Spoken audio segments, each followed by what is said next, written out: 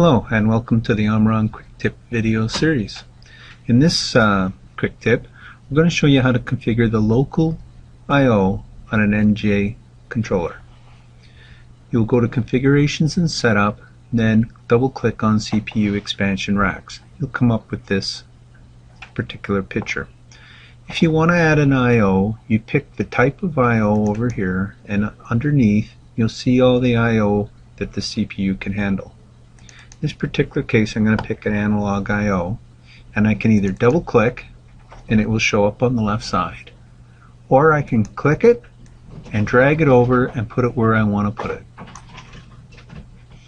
You will notice that as I add each card, right here it'll show information about that card.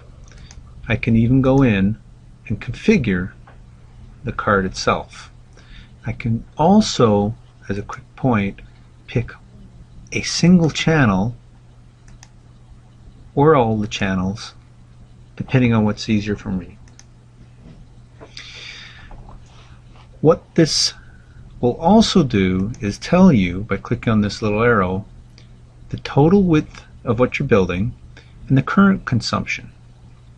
What it doesn't do is tell you the total current consumption of the power supply. But what it does do, if we keep adding cards,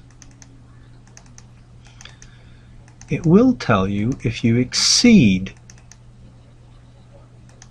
your total power.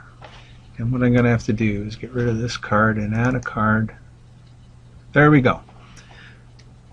I get this little red mark, I click on it, and it tells me that I have exceeded my consumption for the power supply.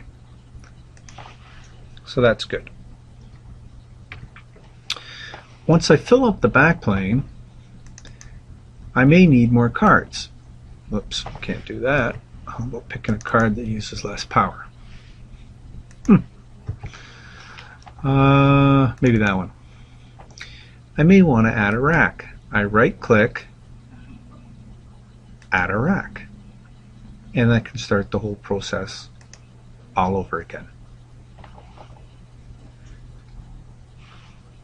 Now what I can do is I can go online to the actual CPU. And what I can do is click on this rack, right click, and say compare with the actual unit. This is what I configured. This is what actually exists. And then what I can do is say apply what it, if I think it's correct, I can say apply what actually exists back to Sysmac Studio. And I will have the correct setup. Hope that helps.